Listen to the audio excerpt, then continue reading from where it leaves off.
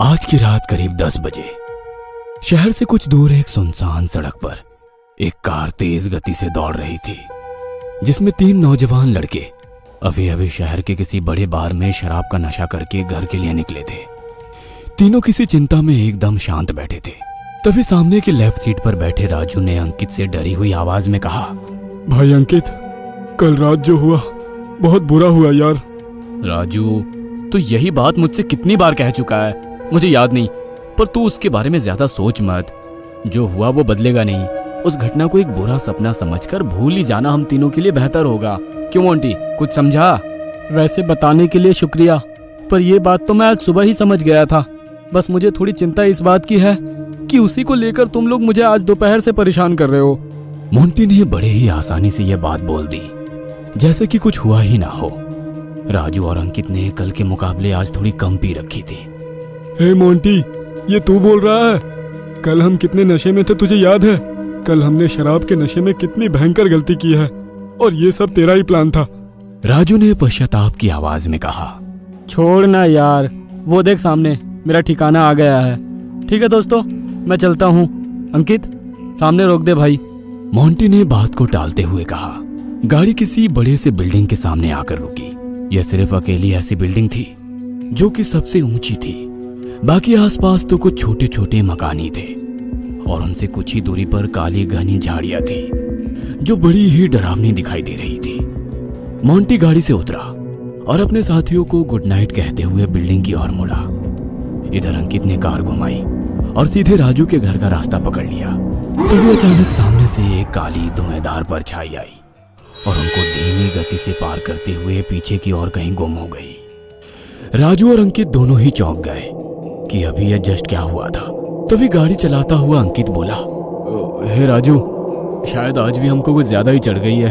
चल चुपचाप घर चलते हैं। मैं तुझे छोड़ देता हूँ, फिर मैं अपने घर के लिए निकलूंगा और गहरी नींद में सो जाऊंगा। ज्यादा सोचूंगा तो पागल ही हो जाऊंगा, और तू भी सीधे जाकर सो जाना, और नींद ना आए तो एक आध पैग शराब और गटक जाना, अपने आप ही नींद आ जाएगी। इतना कहकर अंकित चुपचाप गाड़ी की स्पीड दुगुनी करता हुआ स्टीयरिंग संभालने लगा। और राजू ने अपने मन में सोचा कि शायद कल रात को मैं अपने घर पर ही रुकता तो अच्छा होता। गाड़ी सुनसान रास्ते पर थी। दोनों ओर के जंगलों की तेज हवा रौ रौ करते हुए इधर से उधर भटक रही थी। कहीं से किसी पेड़ पर बैठे उल्लू के चीखने की आवाज आ रही थी। इधर मोंटी सीटी बजाता हुआ धीरे धीरे बिल्डिंग की ओर बढ़ रहा था। तभी उसके पीछे कोई दिखा। काली साड़ी, गोरा बदन और काले बिखरे लंबे बालों वाली एक डायन, जिसकी लाल लाल आंखें मोंटी की ओर भयानक गुस्से से गड़ी हुई दिखाई दे रही थी। लग रहा था मानो मोंटी ने उस औरत के साथ बहुत बुरा किया है।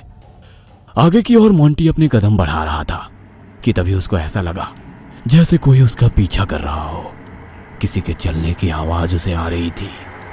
चलने की आवाज उसकी ओर धीरे धीरे तेज होने लगी। उसने जैसे ही पीछे मुड़कर देखा, उसे वहां कोई भी दिखाई नहीं दिया।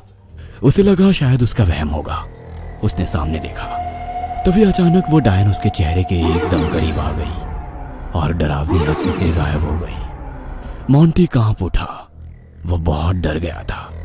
डर के मारे उसके शरीर से पसीना निकलने लगा। वो सीधे एस्केलेटर की ओर भागा। वो अंदर गया और सीधे 10वें माले का बटन दबाकर डर के मारे कांपने लगा। एस्केलेटर का दरवाजा बंद हुआ और मशीन चलने लगी। कुछ फ्लैट्स पार करने के बाद एस्केलेटर की लाइटें जगमगाने लगी और अचानक बंद हो गई। जैसे ही उजाला हुआ, सामने वही डरावनी डायन का भयानक चेहरा दिखाई दिया। मोंटी की बोलती बंद हो गई।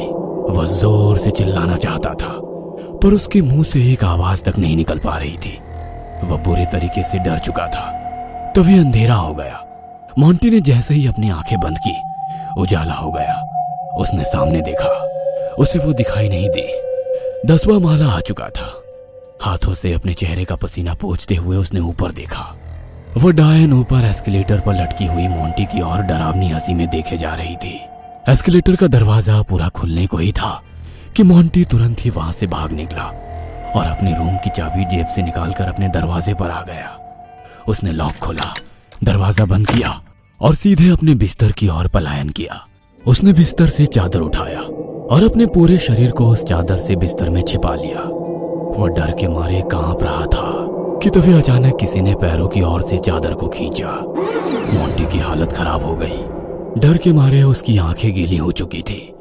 तभी उसे किसी के जोर जोर से हंसने की आवाज आने लगी। मोंटी ने बिस्तर पर बैठे बैठे सामने की दीवार पर कुछ देखा। वह डायन मोंटी की ओर अपनी लाल आंखें और चेहरे की डरावनी हंसी को टिकाए धीरे धीरे दीवार से नीचे उतर रही थी। मोंटी समझ चुका था कि उसके साथ यह सब क्या और क्यों हो रहा है। उसके सामने कल रात का सारा दृश्य आने लगा। उसे लगने लगा कि उसका समय आ चुका है, अब वो नहीं बचेगा। वह जानता था कि ये डायन कौन है जो उसके साथ ऐसा कर रही है। वह डरते हुए एकटक उस दीवार से उतरती हुई डायन को शून्य की स्थिति में घूर रहा था कि तभी अचानक वो डायन मोंटी की ओर झपटी और उसे खिड़की से बाहर फेंक दिया। वह हवा में था कि तभी वो नीचे की ओर सरसरा कर गिरने लगा। बिल्डिंग के बाहरी और नीचे जमीन पर मोंटी धड़ाम से आ गिरा। उस डायन ने टूटी खिड़की से जमीन पर गिरे मोंटी को देखा और बड़ी सी हंसी में वो कहीं गायब हो गई। इधर राजू को उसके घर छोड़ अंकित अपने घर के लिए निकला।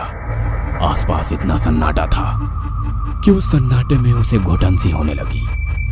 अकेली सड़क पर अंकित ने अपनी गाड़ी की स्पीड एकदम से बढ़ाई और सनसन करते हुए गाड़ी को भगाने लगा ताकि वो घर जल्दी पहुंच सके। उसने सोचा कि मेरा घर अभी 18 किलोमीटर की दूरी पर है, क्यों ना गाने ही सुनता चलूं, तो ये भयानक सन्नाटा खत्म हो जाएगा। वो कोई पुराना सा गाना लगाने ही जा रहा था कि तभी अचानक उसकी गाड़ी से किसी के टकराने की आवाज हुई। उसे लगा कि उसने किसी को जैसे अपने गाड़ी के पहियों तले कुचल दिया हो। उसने गाड़ी का ब्रेक दबाया और अपने दाईं ओर के दरवाजे के छोटे से आईने में पीछे झांक कर देखा। सड़क पर बेहोशी की हालत में कोई स्त्री उसे दिखाई दे रही थी। अंकित ने दरवाजा खोला और पीछे सड़क पर पड़ी उस स्त्री की ओर जाने लगा। उसकी धड़कन तेज हो गई। उसने सोचा कि अब ये मुझसे क्या हो गया। उसका शरीर कांपने लगा। उसके माथे से डर की एक लहर उमड़ रही थी। वह धीरे धीरे उस स्त्री की ओर पहुंचा। उसने उस स्त्री के कांधे को पलट कर देखा। अचानक उस स्त्री ने डरा देने वाली हंसी में अपनी लाल आंखें खोली। यह स्त्री वही डायन थी जिसने अभी अभी मोंटी को खिड़की से फेंका था। अंकित के पैरों तले जमीन खिसक गई। वह एकदम से चौंक कर पीछे हट गया और डर के मारे उसकी सांस फूल गई। वह भागकर गाड़ी के पास गया। वह डायन सड़क पर खड़ी होकर उसे देख रही थी। अंकित ने गाड़ी का दरवाजा खोला और अंदर बैठकर गाड़ी स्टार्ट की। दरवाजा लॉक करके आईने में उसने पीछे देखा। उसे वहां कोई भी नजर नहीं आया। उसने सनसनाकर गाड़ी भगाई। गाड़ी चलाते हुए वो ऐसे कांप रहा था जैसे किसी काम के बोझ तले वो बहुत थक चुका हो। वह इतना डर चुका था कि गाड़ी को बहुत तेज रफ्तार से सामने की ओर भगा रहा था। तभी उसने ऊपर के बीच वाले छोटे आईने में पीछे उस डायन की एक झलक देखी। वह एकदम से चौंक गया और डरते हुए उसने पीछे देखा। उसे वहां कोई भी नजर नहीं आया। पीछे की सीट उसे एकदम खाली दिखी। उसने जैसे ही आगे की ओर देखा, उसके सामने वाले बड़े कांच पर वो डायन उल्टी लटक कर उसे देख रही थी। अंकित ने अपना सारा संतुलन खो दिया और स्टीयरिंग को एकदम से तेजी से अपनी बाईं ओर घुमाकर सामने किसी पेड़ पर एक जोरदार टक्कर मार दी। गाड़ी की स्पीड बहुत तेज थी। टक्कर इतनी जोरदार हुई कि गाड़ी के चीथड़े हवा में उड़ गए और इंजन के पेट्रोल में आग जलने के कारण पूरी गाड़ी भस्म होकर जलने लगी। अंकित मर चुका था। गाड़ी के साथ साथ उसका शरीर भी जल रहा था और वो डायन उसे जलते हुए दूर से अपनी संतुष्टि भरी आंखों से देख रही थी।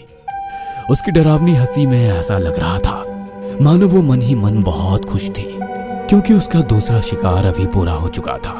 उस जलती हुई गाड़ी को एकटक देखते हुए वो डायन अचानक आंखों से ओझल हो गई। किसी बंगले के आसपास एक बड़ा सा गार्डन नजर आ रहा था जिसमें कुछ छोटी बड़ी झाड़ियां थी जो रात की ठंडी हवा में लहलहा रही थी।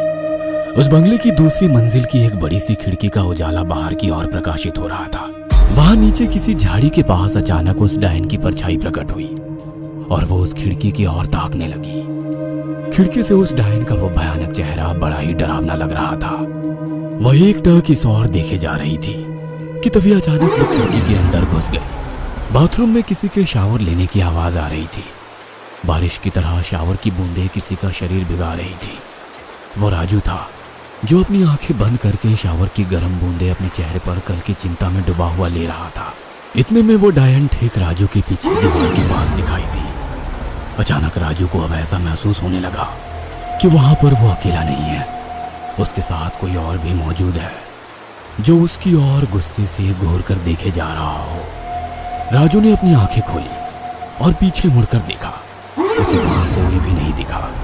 उसे लगा कि मैं कुछ ज्यादा ही चिंता कर रहा हूँ। उसने अपनी आंखें बंद की और सोचा, शायद वो मेरा वहम था। मुझे फ्रेश होकर चुपचाप सोने की कोशिश करनी चाहिए। जैसे कि अंकित ने कहा था, ज़्यादा सोचूंगा तो पागल ही हो जाऊंगा। तो मुझे भी ज़्यादा सोचना नहीं चाहिए, यही मेरे लिए सही रहेगा। शावर लेते लेते उसने जैसे ही अपनी आंखें खोली, उसने देखा कि शावर से गर्म खून की बूंदें उसके चेहरे को भिगा रही है। उसका सारा शरीर खून से लथपथ हो चुका है। वह डर से सहम गया। शावर की बूंदों से पीछे हटकर वह अपने खून से सने शरीर को ताकने लगा। उसकी सांस फूल गई और धड़कन तेज हो गई। वह बड़ी बड़ी सांसें लेने लगा। एक पल में ही उसने अपनी आंखें बंद की और खोल दी। उसने देखा कि सब कुछ नॉर्मल है। उसका शरीर पानी से भीगा है, ना कि खून से। उसने शावर की बटन बंद की और खुद को जल्दी से टॉवेल में लपेट लिया और फिर बाथरूम से बाहर निकल आया। वह घबराया हुआ था।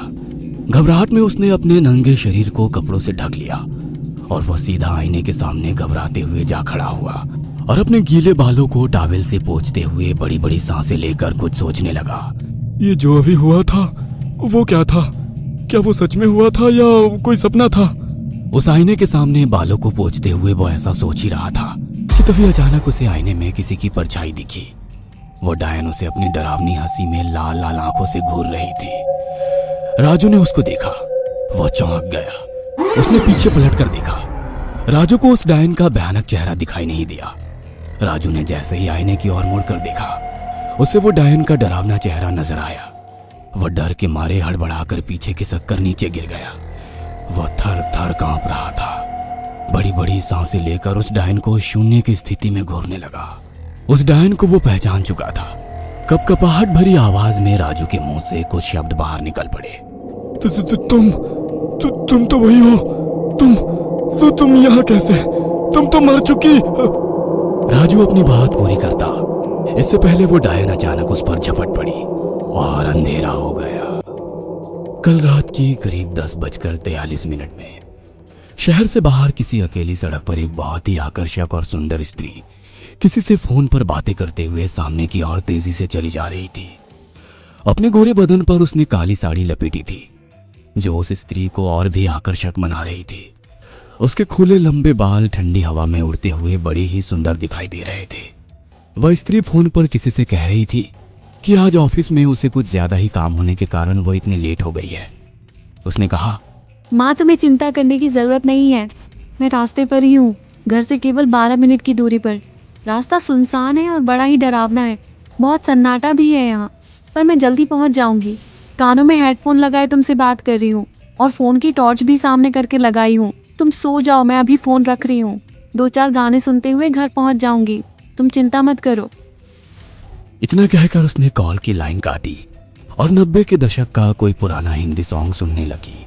गाने सुनते सुनते वो स्त्री तेजी से चलती जा रही थी ताकि घर जल्दी पहुंच सके, क्योंकि उस सड़क पर उसके अलावा कोई और नहीं था। उसने अभी तक केवल एक सॉन्ग ही सुना होगा कि तभी अचानक तेज रफ्तार से आती हुई एक कार उसके पास से होकर गुजरी और आगे जाकर रुकी। रिवर्स होकर कार पीछे की ओर आई। वह स्त्री डर गई। कार से 2 लोग उतरे और स्त्री का मुंह बंद करके उसको पकड़ा और कार के अंदर ले जाकर उसे बंद कर दिया। दरवाजा बंद हुआ और वो कार तेजी से किसी सुनसान घने जंगल के रास्ते चली गई। गाड़ी हवा से बातें कर रही थी। अंदर राजू ने उस स्त्री का मुंह बंद कर दिया था और उसके हाथों को अपने पैरों से कसकर जकड़ लिया और मोंटी उसके पैरों को दबोचकर छोटी हंसी में अपनी कमीज उतारने लगा। गाड़ी सन सन करते हुए जंगल के रास्ते तेज रफ्तार में आगे की ओर जा रही थी कि तभी उस गाड़ी की रफ्तार बहुत धीमी हो गई। वह धीमी गति में सड़क के किनारे किसी पेड़ से नीचे जा रुकी। दरवाजा खोलकर अंकित बाहर निकला और पीछे मोंटी के साइड का दरवाजा खोलकर अंदर घुस गया। मोंटी ने अपनी गंदी हवस को बुझा लिया था और उस स्त्री को राजू के साथ मिलकर कसकर पकड़ने के बाद अंकित के लिए उसे खुला छोड़ दिया था। कुछ देर होने के बाद राजू ने भी बिल्कुल वैसा ही किया। अब तक उस स्त्री की हालत बहुत खराब हो चुकी थी। सुबह के 3 बजे तक वो तीनों दोस्त उस स्त्री के साथ ऐसा दुष्कर्म करते रहे। उस स्त्री की जान में जान नहीं बची थी। उसकी हालत इतनी खराब हो चुकी थी कि वो स्त्री बहुत देर से बेहोश होकर कार में नग्न अवस्था में पड़ी रही। उन लोगों ने बेहोशी की हालत में भी उसके साथ बेशर्म भरा दुष्कर्म किया। फिर उसे उसके कपड़े पहनाकर कार को स्टार्ट करते हुए कुछ दूर किसी छोटी टेकड़ी की खाई पर ले गए और फिर इन तीनों ने बेहोशी की हालत में ही उसे खाई में नीचे फेंक दिया। वो नीचे गिर रही थी। नीचे नदी में पानी की लहर कुछ ज्यादा ही तेज लग रही थी। उसकी पानी से एक जोरदार टक्कर हुई। टक्कर की आवाज आसपास गूंजी और फिर बंद हो गई। पानी का बहाव उस स्त्री को दूर कहीं लेकर जाने लगा। ऊपर खड़े रहकर उन तीनों ने बड़ी ही बेशर्मी के साथ उसे नीचे गिरते देखा और फिर तीनों अपनी कार में बैठकर कहीं दूर निकल गए। पानी का बहाव अब तक उसके शरीर को कहीं पर अपने साथ लेकर जा रहा था। वह स्त्री अब मर चुकी थी। उसके जीवन में हमेशा के लिए अंधेरा छा गया था। अचानक उस स्त्री की क्रोध में जलती हुई लाल आंखें खुली और वो सुंदर स्त्री हर किसी को डरा देने वाली एक भयानक डायन में बदल गई, उन तीनों से अपना बदला लेने के लिए।